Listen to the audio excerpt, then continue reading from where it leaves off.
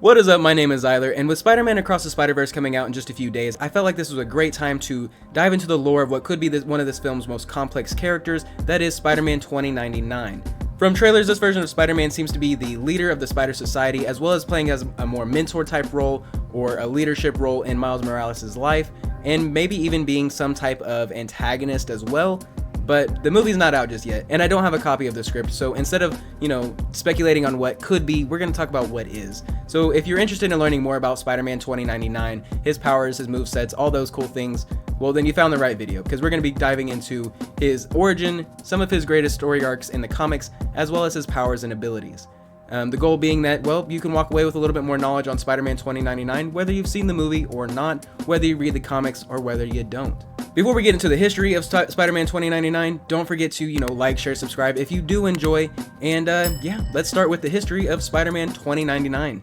This version of Spider-Man was created by writer Peter David and artist Rick Landry, and first appeared in the comic book Spider-Man 2099 issue 1 in August of 1992. However, his first technical appearance was in the Marvel Age issue 114 in July of 1992. However, this was a preview book, not a comic book, so technically his first appearance was in the Marvel Age, but it was not his first comic book appearance.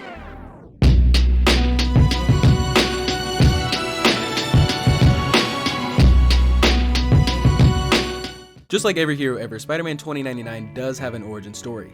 To start things off, just who is Spider-Man 2099? Spider-Man 2099 is Miguel O'Hara, who is half Mexican and half Irish. He is from Earth 928 and is a genius geneticist in the year 2099. The reason I keep saying 2099 and the reason that year is such a big deal is because it takes place after the heroic age. In 2099, there are no heroes, just large evil mega corporations, gangs, and those waiting for the return of heroes and a new heroic age. Getting back to Miguel's origin story, he was employed at the mega corporation Alchemax, where he worked on genetic research inspired by Peter Parker, aka the Spider-Man of the past heroic age. This work would involve trying to recreate a Spider-Man of sorts, and he would find some success, but end up trying to quit after his research led to a fatal test on a criminal. Once putting in his resignation, his evil boss and secret father Tyler Stone would drug him with Rapture. Rapture is a powerful and addictive hallucinogenic drug that would bond to a person's DNA. The only way to attain this drug was through Alchemax, forcing Miguel to work at Alchemax, with the drug keeping him a prisoner to his own research. However, we cannot forget that Miguel is a genius geneticist and in a comic book, so naturally he would attempt to cure his addiction with a genetic reset of his body. While attempting to cure himself from Rapture, his experiment would be sabotaged by a jealous supervisor named Aaron Delgado. This would be the catalyst for Miguel gaining the powers of Spider-Man and then some. Delgado checked on Miguel to make sure the job was done, but as he got closer, he was terrified of what Miguel had turned into. Naturally, as anyone else would do in this situation, Delgado pulled a gun and started blasting. However, due to Miguel's new reflexes, he dodged the bullets, causing Aaron to shoot explosive containers and explode the lab, killing Aaron despite the best efforts of Miguel to save him. After this accident, Stone would hire a cyborg bounty hunter named Venture to hunt down Miguel.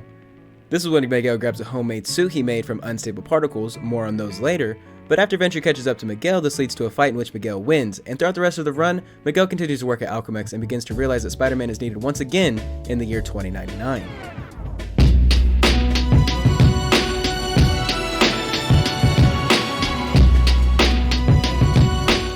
Going into some of the more notable appearances of Spider-Man 2099, his arcs can be confusing because they generally have to do with some time travel and alternate dimensions. The original Spider-Man 2099 series ran for 46 issues. During this run, Miguel's brother's girlfriend Casey was kidnapped by a samurai known as the Specialist, so Miguel went after the samurai and came to the realization that the world was in need of a Spider-Man. During their confrontation with the Specialist, Miguel was not fully aware of his new abilities and strength, and ended up killing the Specialist after slitting his throat with his talons. Miguel would then start to work in New Wave New York, where he would fight against the gangs of future New York, eventually facing off against Vulture 2099, who was a cannibal. During this confrontation, Vulture would ask Spider-Man to join his gang, to which Miguel said no, and would defeat this version of Vulture. And yes, you did hear me correctly, Vulture 2099 and his gang are cannibals. Eventually there was a crossover story where Miguel would meet the 616 Spider-Man. In this story, 616 Spider-Man would fight Vulture 2099, and Spider-Man 2099 would fight against Eddie Brock Venom. Later in this event, the two Spider-Man team up and are sent to even further in the future, where they meet Spider-Man 2211, who like Miguel has physiological changes, but instead of having talons and fangs, he has 6 arms.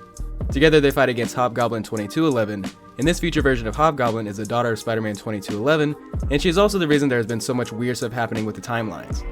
This event ends with the 3 Spider-Men fighting the Hobgoblin 2211 and returning to their respective realities. Around the time of the Superior Spider-Man run, Miguel would notice some strange anomalies happening in his universe and would travel to the past in the 616 universe to save his grandfather. As I am sure you know, the Superior Spider-Man was Doc Ock in the body of Peter Parker, and Miguel would end up fighting against the Superior Spider-Man. Miguel would then be conflicted over the decision to kill his grandfather and prevent the creation of Alchemax, but this would drastically change Miguel's reality and possibly leave the world far worse than it ever was. So he ended up deciding against this, and as he went to return home, he comes to discover that Stone had already destroyed the portal that sent Miguel to the 616 universe, meaning that Spider-Man 2099 was stuck in modern-day New York City. However, he would end up working alongside his grandfather, aiding him in the creation of Alchemax and putting it along the right path. The 2015 run of Spider-Man 2099 shows Miguel still stuck in present-day New York, working at Parker Industries and struggling with wanting to be Spider-Man. During his tenure at Parker Industries, he built a time portal, and it turns out that 2099 is devastated and his girlfriend Tippis was murdered. Naturally, all of this is motivation for Miguel to don a new suit and return to being Spider-Man 2099, and this run has him fight Dr. Kronos as well as updated versions of old villains. This is the most current version of Spider-Man 2099 in the comics. It is unfortunate they had to fridge Tempest just for Miguel to get back into the role of being Spider-Man 2099 full-time, but that being said, I do really enjoy the way that they took the design of Spider-Man 29's suit, and I think it's a really decent upgrade, giving him new powers and abilities, as well as just being a sleek, different look for him. I would even go to argue that the 2015 suit is even stronger than the original Day of the Dead suit that he debuted in 1992, and is also the same suit that's going to be in the upcoming film, Spider-Man Across the Spiderverse.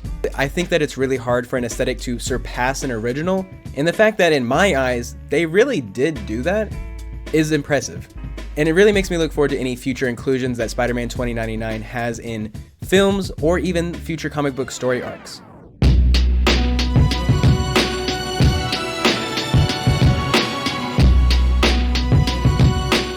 So let's talk about the villains of Spider-Man 2099, as he is a unique character not only in his powers, abilities, and as well as his setting, but also whenever it comes to his Rogues Gallery. His Rogues Gallery includes new foes that are specific to Spider-Man 2099, but also updated 2099 versions of villains we all love to hate. These updated villains include Vulture 2099, who as mentioned already is a gang leader and cannibal, as well as Goblin 2099 and Venom 2099, who is the half-brother of Miguel, which naturally leads to epic battles between the Spider-Man and Venom of 2099. One of Spider-Man 2099's more unique villains is Flipside, who is an android who can mimic the powers of both Spider-Man and Venom. It seems OP, but it works.